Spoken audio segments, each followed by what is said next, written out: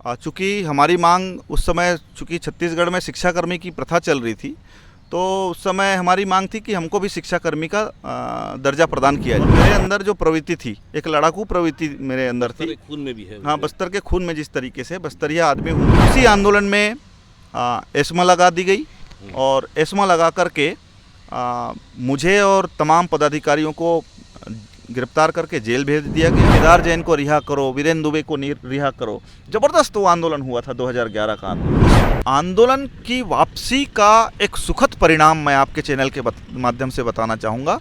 नमस्कार, आप देख रहे खबरों की दीवार से जीवाल। मैं हूं मनीष जायसवाल और इस वक्त मौजूद हूं कोंडा गांव में, और मेरे साथ मौजूद है संयुक्त शिक्षक संघ के प्रदेश अध्यक्ष केदार जैन।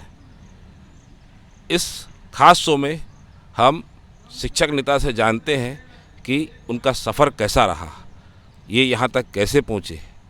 सर, एक कोंडा गांव जैसे बीहड़ क्षेत्र से, एक छोटे से गांव से आप आते हैं और उस छोटे से गांव से एक शिक्षक बने, शिक्षक के बाद फिर शिक्षक संघ के प्रदेश अध्यक्ष बने और उत्तर से लेकर दक्षिण तक आपका संगठन है।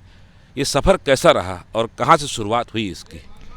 देखिए, मेरी नियुक्ति सबसे पहले तो 1997 में शिक्षा गारंटी गुरुजी के रूप में हुई, और गुरुजी के रूप में मैं काम करते करते जब छत्तीसगढ़ राज्य अलग हुआ, छत्तीसगढ़ राज्य गठन के बाद प्रदेश में शिक्षा गारंटी गुरुजी संघ का प्रदेश अध्यक्ष का चुनाव के तारतम्य में मुझे भी रायपुर बुलाया गया। उस समय मैं जिला अध्यक्ष हुआ करता था, तो बहुत सारे लोग उस पद के लिए दावेदारी किए थे। तो मेरे ज़िले के लोगों ने कहा कि भैया आप भी दावेदारी करिए, तो मैंने भी आनन फानन में दावेदारी किया और आखिरकार मुझे सभी ने प्रांताध्यक्ष के पद पर मनोनीत किया। और उस समय शिक्षा गारंटी गुरुजी और शिक्षा गारंटी योजना के संदर्भ में छत्तीसगढ़ के ना आला अधिकारी को किसी प्रकार की कोई जानकारी थी, ना सरकार के नुमाइंदों को किसी प्रकार की जानकारी थी। काफ़ी संघर्ष करके मीडिया के माध्यम से, आंदोलनों के माध्यम से मैं सरकार तक अपनी बात को पहुंचाने में सफल रहा, मेरा संगठन सफल रहा, और अधिकारी गण के सामने भी हम अपनी बातों को पहुंचाने में सफल रहे। अंततः हमको उस समय तत्कालिक सरकार ने सबसे पहले हमको संविदा शिक्षक बनाया 2004 में। चूँकि हमारी मांग उस समय, चूँकि छत्तीसगढ़ में शिक्षाकर्मी की प्रथा चल रही थी, तो उस समय हमारी मांग थी कि हमको भी शिक्षाकर्मी का दर्जा प्रदान किया जाए। तो संविदा शिक्षक के पद हमको दिया जरूर गया, हम उससे संतुष्ट नहीं थे। उसके लिए फिर से हमने संघर्ष किया और आखिरकार हमें 1 मई 2005 से शिक्षाकर्मी वर्ग 3 के रूप में हमको संविलियन किया गया। उसके पश्चात जब शिक्षाकर्मी हम बन गए, हमारे सारे गारंटी के गुरुजी जब शिक्षाकर्मी बन गए, तो उसके बाद मैंने सोचा कि अलग से संगठन चलाने की आवश्यकता नहीं है, क्योंकि शिक्षाकर्मी संगठन ऑलरेडी चल रहा था, एक ही संगठन उस समय चल रहा था। तो मैं और मेरा संगठन के पदाधिकारियों ने निर्णय लिया कि अलग से संगठन चलाने की आवश्यकता नहीं है। इसलिए हमने अपना संगठन का विलय छत्तीसगढ़ शिक्षाकर्मी संघ में, जिसके प्रांताध्यक्ष संजय शर्मा जी हुआ करते थे, उस संगठन में हमने अपना संगठन का विलय कर दिया और उस संगठन में मुझे उप प्रांताध्यक्ष का दायित्व दिया गया। उसके बाद मैं लगभग 2 सालों तक उनके संगठन में काम किया उप प्रांताध्यक्ष के पद पर।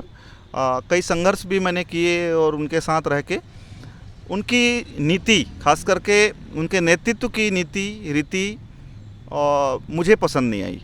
इसलिए फिर मैं विचार किया, क्योंकि मैं स्वतंत्र रूप से लड़ना जान रहा था और मेरे अंदर जो प्रवृत्ति थी, एक लड़ाकू प्रवृत्ति मेरे अंदर थी। खून में भी है। हाँ, बस्तर के खून में जिस तरीके से, बस्तरिया आदमी हूँ मैं, इसलिए चूँकि मैं लड़ना जानता हूँ और ईमानदारी के साथ लड़ना जानता हूँ, इसलिए उस संगठन में रह के मुझे कुछ घुटन सा महसूस हो रहा था। और आखिरकार 2008 में कांकेर में प्रांताध्यक्ष का चुनाव हुआ छत्तीसगढ़ शिक्षाकर्मी संघ का। तो उस समय जो प्रक्रिया थी प्रांताध्यक्ष चुनाव की प्रक्रिया, वो प्रक्रिया मुझे जमी नहीं। इसीलिए वहाँ पर जो पदाधिकारी थे, वहाँ के भी पदाधिकारी बहुत सारे, जैसे श्रीमती ममता खालसा जिलाध्यक्ष हुआ करती थी, ओम प्रकाश बघेल जी कोरबा के वो जिलाध्यक्ष हुआ करते थे, संतोष टांडे जी वो जसपुर के जिलाध्यक्ष हुआ करते थे। इस तरीके से छत्तीसगढ़ के शिक्षाकर्मी संघ के भी पदाधिकारियों को वो उनकी नीति जमी नहीं, वो और उनका समर्थन मिला, और वो सब मेरे साथ 2008 में अलग हो गए उस संगठन से। और 2009 में हमने उस समय संयुक्त शिक्षाकर्मी संगठन का पंजीयन करवाया। संयुक्त शिक्षाकर्मी संगठन का पंजीयन कराते ही हमने लगातार आंदोलन करवाया।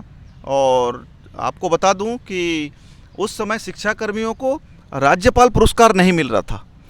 तो छत्तीसगढ़ संयुक्त शिक्षाकर्मी संघ के बैनर तले, मतलब मेरे नेतृत्व में, एक मुद्दा के लिए मैंने संघर्ष किया, आंदोलन किया कि शिक्षाकर्मियों को राज्यपाल का पुरस्कार से वंचित क्यों किया जा सकता है, क्योंकि शिक्षाकर्मी भी बेहतर से बेहतर परिणाम दे रहे हैं। तो आखिरकार उसमें भी हमें सफलता मिली, और तब से शिक्षाकर्मियों को भी राज्यपाल के पुरस्कार से भी सम्मानित किया गया। उसके बाद आंदोलन का दौर आप जैसा कि जानते हैं चलता रहा। 2011 में शिक्षाकर्मी फेडरेशन का गठन किया गया, जिसमें लगभग 9 संगठन शामिल थे।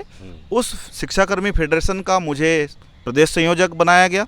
मेरे संयोजकत्व में आंदोलन हुआ, और उस समय आंदोलन ज़बरदस्त हुआ। प्रदेश के पूरे शिक्षाकर्मी, दूसरे संगठन के लोग भी इस आंदोलन में शामिल हो गए। और उसी आंदोलन में एस्मा लगा दी गई, और एस्मा लगा करके मुझे और तमाम पदाधिकारियों को गिरफ्तार करके जेल भेज दिया गया। और लेकिन उस आंदोलन में मैं आपको बता दूं, 11 आदेश उस आंदोलन के दौरान सरकार के द्वारा जारी किए गए। क्रमोन्नत वेतनमान, पुरानी पेंशन, अपनी अंशदायी पेंशन योजना समेत ये तमाम प्रकार की योजनाएं उस समय ही चालू हुई थी। उस आज पुरानी पेंशन की जो घोषणा हुई है, उस पर कहीं ना कहीं आपको शुरू करवाने का रोल बहुत बड़ा है। नहीं, पुरानी पेंशन तो अब चालू हुई है। उससे पहले जो हम लोग की कोई कटौती नहीं हो रही थी। हाँ, नवीन पेंशन योजना भी लागू नहीं थी हम लोग के लिए। तो उस समय जो 2011 का जो फेडरेशन का आंदोलन हुआ, उसमें ये इसमें आया कि नवीन पेंशन योजना के तहत इनकी कटौती होगी इनके वेतन में। तो ये बड़ी उपलब्धि हुई। क्रमोन्नत वेतनमान का भी आदेश जारी हुआ था। इस तरीके से 11 आदेश हमने करवाए थे उस आंदोलन के दौरान। और उसके बाद फिर आंदोलन चूँकि जेल में डाल दिया गया था, मेरे साथ मेरे मित्र वीरेंद्र दुबे को भी जेल में डाल दिया गया था। वो आंदोलन संचालन समिति के अध्यक्ष हुआ करते थे। तो फिर 5 दिनों तक हम जेल में रहे। और जेल में आपको आश्चर्य होगा, एक 6x6 का रूम में 4 लोगों को, 4 पदाधिकारियों को डाल दिया गया था। मतलब कहना चाहिए, शब्द नहीं है मेरे पास। मतलब सिर्फ इनको परेशान किया जाए, प्रताड़ित किया जाए, ताकि ये आंदोलन वापस ले लें।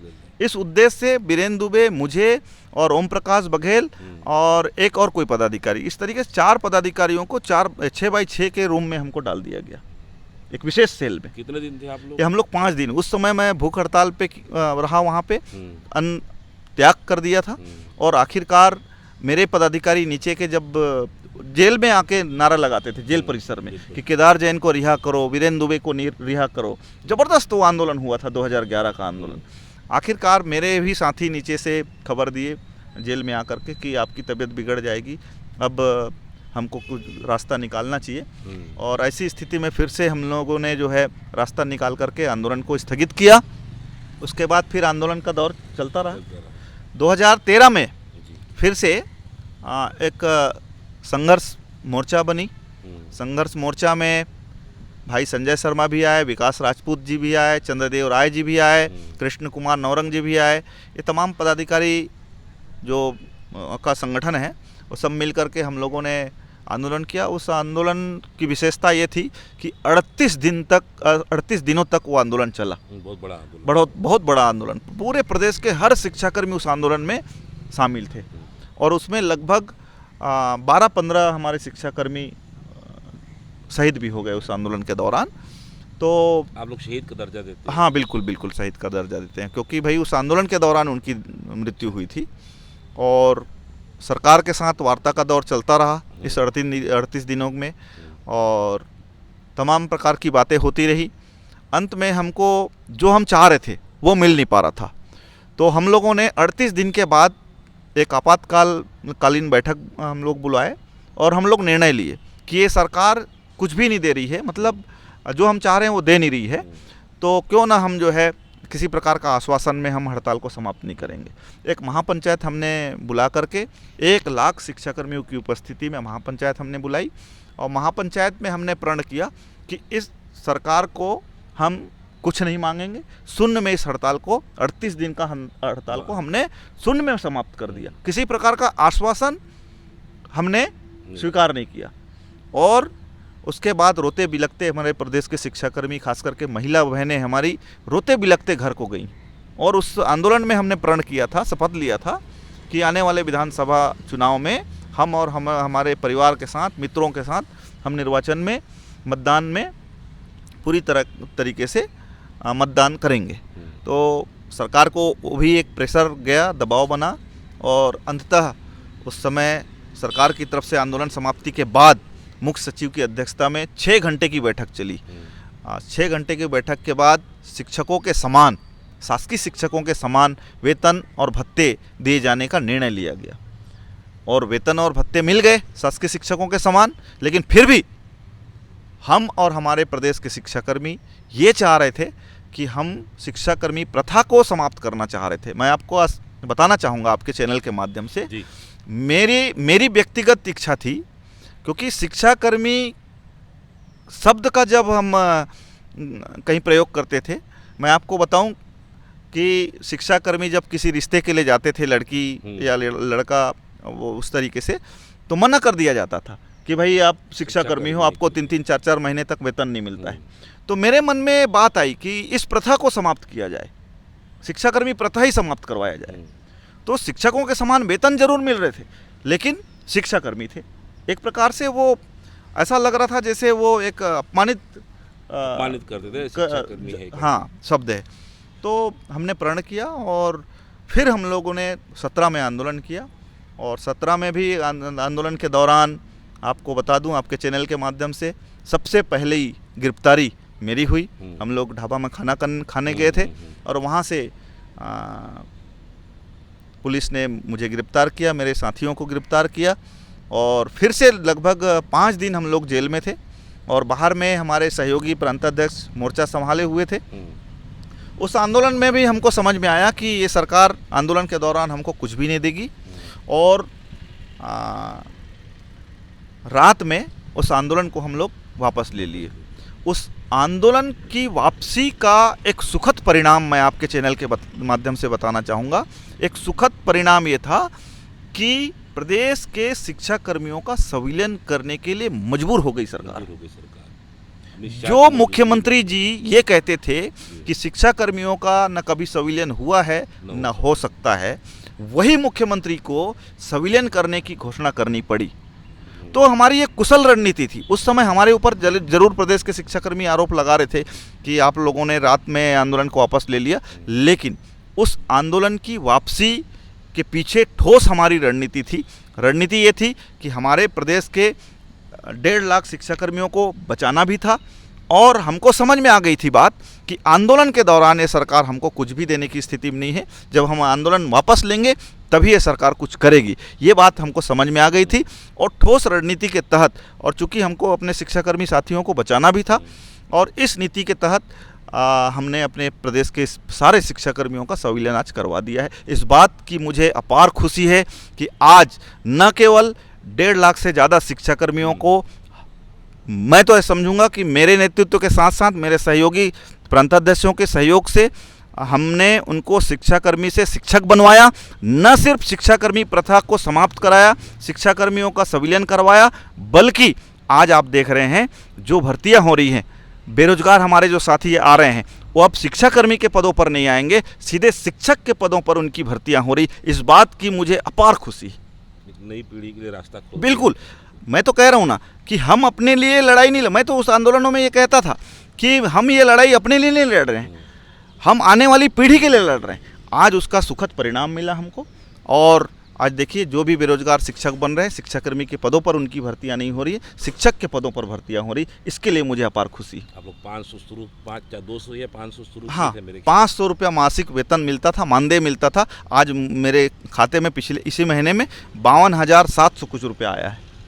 500 से 52,000 रुपये का ये सफ़र था और इस संघर्ष से ही मैंने पाया है। लोग को भी अभी लगभग 30-35 हज़ार रुपये आ रहा होगा। बराबर आ रहा है, उससे ज़्यादा। जैन जी, इतने साल आप लोग आंदोलन किए, इस दौरान आप लोग को खुद क्या व्यक्तिगत समस्या आई, परेशानी आई, पारिवारिक स्थिति क्या रही? बिल्कुल, क्योंकि मैं तो देखता हूँ अक्सर आप कुछ रहता है तो रायपुर जाना पड़ता है या कोई भी संगठन के जो लोग रहते हैं, कैसे मैनेज करते हैं इस सब को? बिल्कुल, सबसे पहले तो मैं अपनी पत्नी को इसके लिए आभार व्यक्त करूंगा वो और श्रेय दूंगा, क्योंकि मेरी पत्नी सरल, सौम्य और हाउस वाइफ है और पूरा सपोर्ट करती है। जब भी मैं संगठन के काम से कहीं जाना मेरा रहता है तो वो कभी मना मेरे को नहीं करती है। और निश्चित रूप से संगठन के काम से, आंदोलन के दौर में भी कई त्यौहार को मेरे को छोड़ना पड़ता है और पड़ा है। अभी मैं आपको बता दूं, 15 अगस्त के दिन मैं नहीं था, क्योंकि सीएम से 14 की रात मुलाकात हुई तो 15 अगस्त को मेरा घर किसी भी स्थिति में पहुंच नहीं पा रहा था। उसी तरीके से हरियाली के दिन मैं अपने घर में नहीं था। आंदोलन के अभी जो कर्मचारी अधिकारी फेडरेशन का आंदोलन चला, उस समय मैं भखारा में था। हरियाली के त्यौहार, जो कि हमारा प्रमुख त्यौहार होता है, छत्तीसगढ़ का पहला त्यौहार जिसको बोलते हैं, उस त्यौहार के दिन मैं घर में नहीं था। तो मुझे काफ़ी त्याग करना पड़ा।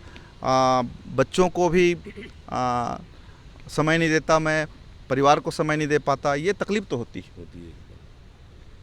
आप उत्तर से लेकर दक्षिण तक अभी आपको जो संगठन बना है, आज की स्थिति में कितना संतोष लगता है आपको?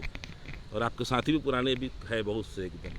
नहीं, सबसे अच्छी बात और मुझे खुशी की बात ये है मेरे लिए कि प्रदेश में किसी प्रकार का मेरे ऊपर आरोप नहीं लगा और आज पाक साफ ईमानदार नेतृत्वकर्ता के रूप में आप सबको पता है मुझे जाना पहचाना जाता है, जिसके लिए प्रदेश के शिक्षाकर्मी और शिक्षकों को मैं धन्यवाद ज्ञापित करूंगा। उन्हीं के सहयोग से ही आज छत्तीसगढ़ में मेरा नाम चल रहा है, क्योंकि मैं जब भी लड़ाई लड़ा हूँ, ईमानदारी से लड़ाई लड़ा हूँ। यही कारण है कि आरोप प्रत्यारोप होते रहते हैं। जब आदमी किसी चीज़ को पाने की एक ठान ले, पाने का संकल्प कर ले, तो वो पा लेता है। इसीलिए मैं पहले ही कहा कि मुझे खुशी है कि मैं अपने शिक्षाकर्मियों को शिक्षक बनाने में सफल रहा और आने वाली पीढ़ी के लिए भी हम शिक्षाकर्मी प्रथा को समाप्त करने में सफल रहे। मेरी बेटी, मेरे बच्चे भी अब शिक्षाकर्मी नहीं बनेंगे, शिक्षक के पद पर उनकी नियुक्तियां होंगी। शिक्षक थे और शिक्षक ही रहेंगे और राजनीति में कभी आने का विचार नहीं, सवाल ही नहीं है, क्योंकि मैं बस्तरिया आदमी हूँ, बस्तर में ओबीसी वर्ग से बिलोंग करता हूँ। इसलिए चूँकि बस्तर में पूरी सीटें आरक्षित हैं, यहाँ तो मैं सोच भी नहीं सकता राजनीति में आने के लिए। और मेरा पूरा जीवन शिक्षाकर्मी, शिक्षकों की सेवा करना ही मेरा जीवन का उद्देश्य है। एक और बड़ा खुलासा है सर, जैसे अभी आप ओबीसी बताएं, तो आप जैन हैं कि कलार हैं? जायसवाल है, सॉरी, कई लोग नहीं जानते। जैन जायसवाल ही हूँ मैं। अच्छा। ओबीसी वर्ग से आता हूँ। अच्छा। जाति कलार है जी। जायसवाल ही मूलतः जायसवाल हूँ मैं, जैसे आप जायसवाल हैं वैसे मैं जायसवाल हूँ। तो ये लोग जानना चाहते थे तो मैं खुलासा कर देता हूँ। दूसरा सर, एक और सवाल है मेरा कि अभी जो संगठन वगैरह चल रहे हैं, जैसे आपका जय वीरू की जोड़ी जो है वो फिर से कब जमेगी? एकदम जमेगी, ज़रूर जमेगी, क्योंकि मैं आपको बता दूं अभी जो महंगाई भत्ता के लिए संघर्ष हो रहा है जी, ये तो जय वीरू की जोड़ी टूट गई। नहीं, वो जय वीरू की जोड़ी फिर से बनेगी, इसलिए बननी ज़रूरी है, बनाने की आवश्यकता है, क्योंकि हमारे जो प्रदेश के एलबी संवर्ग के लोग हैं जी, शिक्षाकर्मी से जिनका संविलियन हुआ है शिक्षक के पदों पर, जी, उनकी मूल मांगें अभी रह गई हैं। पुरानी सेवा से का गणना करते हुए क्रमोन्नत वेतनमान उनको दिलाना, पुरानी पेंशन बहाली तो हो गई है, लेकिन उसका जो है नोटिफिकेशन जारी नहीं हुआ है, जिसके कारण बहुत सारी दिक्कतें आ रही है। तो इन चीज़ों के लिए और प्रदेश के सहायक शिक्षकों के वेतन विसंगति के संदर्भ में भी हम लोग चिंतित हैं। तो इसके लिए आने वाले समय में हम लोग सभी संगठनों से फिर से 2013, 2011, 2017 के तर्ज में सभी संगठनों से बात करके एक मोर्चा बना करके मेरी हार्दिक इच्छा है कि संयुक्त नेतृत्व मोर्चा में, बन के काम हाँ, संयुक्त नेतृत्व में हम लोग फिर से शिक्षकों के मुद्दा को लेकर के संघर्ष करेंगे। ऐसा।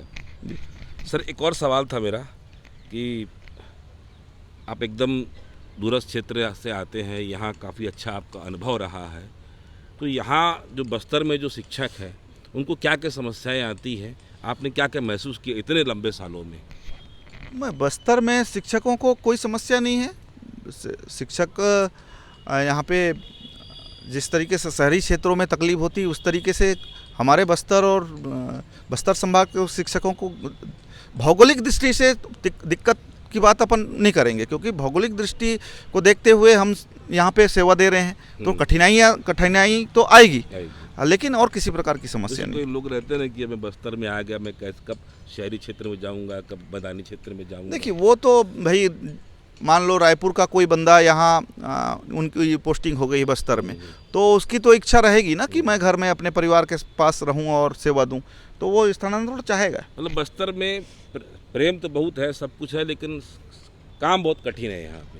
भौगोलिक दृष्टि से काम कठिन है, बाकी उस तरीके का कोई समस्या नहीं है। बच्चों को पढ़ाना भी जैसे कठिन है यहाँ। हाँ, वो तो खैर देखिए, क्योंकि ये बस्तर है, पिछड़ा वर्ग है, पिछड़ा क्षेत्र है, तो यहाँ के बच्चों को पढ़ाने में कठिनाई तो आती है। ये हमारे लिए चैलेंज वाली बात है और इसको हम लोग करते। किसी भी आंदोलन में संघ के पदाधिकारियों पर कितना दबाव रहता है और उस दबाव को परिवार कैसे झेलता है? कई बोलते नहीं कि भैया बहुत हो गया, कर दो, छोड़ दो करके, किसी और को जिम्मेदारी दे दो करके। हाँ, परिवार के लोग ये कहते हैं समय समय पर, जब खास करके 2 बार आंदोलनों के दौरान मुझे जेल यात्रा जाने की स्थिति निर्मित हुई थी, तो मेरी पत्नी, मेरे बच्चे रो रहे थे काफ़ी, तो उस समय मुझे भी पीड़ा हो रही थी कि मैं बच्चों के साथ किस तरीके से न्याय कर पा रहा हूँ। तो मुझे भी लगता था कि मैं बच्चों को समय नहीं दे पा रहा हूँ और गिरफ्तारी हो गई तो इनको भी ख़राब लग रहा था। तो कभी कभार लगता है कि मैं अपना पद किसी को दे दूं, लेकिन प्रदेश के शिक्षकों का प्यार और विश्वास मुझे पद को पता नहीं क्यों बना के रखना चाह रहे हैं, क्योंकि 2 साल पहले फिर से चुनाव हुआ था मेरे संगठन का, तो एक भी बंदा ने मेरा विरोध नहीं किया। तो ये प्यार है, विश्वास है। दबाव कितना रहता है सर? मतलब आप लोग उस प्रेशर को कैसे झेलते हैं जब आपके पीछे पुलिस भी लगे रहती है, प्रशासन का आदेश भी लगा रहता है? कई आंदोलन आप लोग कर चुके हैं। देखिए, आंदोलन तो हर आंदोलनों में दबाव तो रहता है। दबाव 2 तरीके से होता है, एक तो हमारे साथियों का दबाव रहता है नीचे से, और दूसरा शासन प्रशासन की तरफ से दबाव रहता है। हमारे साथी चाहते हैं कि हम जिस मांग को लेके आंदोलन कर रहे हैं वो मांग 100 का 100 पूरा हो जाए, 100% पूरी हो जाए। उधर शासन प्रशासन की तरफ से दबाव रहता है कि आप आंदोलन वापस करो, अन्यथा ये हो जाएगा, वो हो जाएगा, गिरफ्तार कर लिए जाएंगे, बर्खास्त कर लिए जाएंगे, निलंबित कर दिया जाएगा। तो हमको दोनों स्थितियों को समझना होता है, अपने लोगों को भी सेव करना रहता है और सरकार से भी हमारी मांगों को पूरी कराने के लिए हमको लड़ना भी पड़ता है। उस रणनीति के तहत आप लोग, वो रणनीति हमको बनाने की आवश्यकता है। हाँ, बिल्कुल रणनीति हमारी बनती है और रणनीति के तहत आंदोलन हुआ है, और रणनीति के तहत आंदोलन होने के कारण ही आज हम सफल हुए हैं। आम शिक्षकों का भी आपको भाजन बनना पड़ता है, अभी सोशल मीडिया पे आए। बिल्कुल। कई बार उनको लगता है कि तत्काल में जब आंदोलन हम जैसे 38 दिन किए या उस समय 7-8 दिन का आंदोलन किए, तत्काल में लाभ नहीं मिला, तो हमारे ऊपर काफ़ी आरोप भी लगाए लोगों ने। तो लेकिन अगर हम गलत होते, हमारी रणनीति गलत होती, तो मैं प्रदेश के शिक्षाकर्मियों और शिक्षकों को कहना चाहता हूँ आपके चैनल से, अगर हम गलत होते, हमारी रणनीति गलत होती या हम बिक गए होते, तो हम अपने शिक्षाकर्मियों का क्या संविलियन करा पाते? नहीं हो पाता है। तो सीधी सी बात है, सरकार से हम समझौता नहीं करते, बल्कि सरकार से हम बेबाकी के साथ लड़ते हैं। यही कारण है आज हम सफल हैं। दिन भर फोन आते होंगे आपको प्रदेश भर से? काफ़ी हर तरह के लोगों का फ़ोन आता है। अब तो मैं आपको बता दूं कि एक सफल नेतृत्वकर्ता के रूप में जाने के बाद अब तो दूसरे कैडर के लोग मुझे फ़ोन करते हैं कि साहब हमारे को सहयोग करिए, हमारी रणनीति में आप योगदान प्रदान। आप 2-3 जगह हाँ बिल्कुल, वो मेरा सहयोग लेते हैं बिल्कुल, चाहे वो स्वीपर हो, रसोईया संघ हो, आंगनबाड़ी कार्यकर्ता हो, यहाँ तक के कि स्वास्थ्य विभाग के कर्मचारी संघ मेरा सहयोग लेते हैं। तो अब उनको लगता है ना कि ये सफल नेतृत्व करता है के रूप में उभरे हैं, तो इनकी रणनीति सही रहती है, इसलिए उनसे सुझाव लिया जाए और उनसे सहयोग लिया जाए, इसलिए वो फ़ोन करते रहते हैं। बातें तो बहुत कुछ है, पूछना भी बहुत कुछ है, जानना भी बहुत कुछ है, लेकिन एक समय भी का भी ध्यान हमको रखना है। कोंडागांव जिले के से आए संयुक्त शिक्षक संघ के प्रदेश अध्यक्ष केदार जैन, और उन्होंने अपनी अब तक की यात्रा के बारे में बड़ी बेबाकी से बात करी और बताया कि कैसे कैसे ये यहाँ तक पहुँचे हैं। बस्तर की माटी से आते हैं, ये भाषण भी ज़बरदस्त देते हैं और इनका भाषण भी लोग सुनते हैं और बहुत तारीफ़ें भी करते हैं। हमारी खबर, हमारी बातचीत अगर आपको अच्छी लगे तो लाइक, सब्सक्राइब और शेयर ज़रूर करें। मनोज जायसवाल की एक रिपोर्ट। धन्यवाद।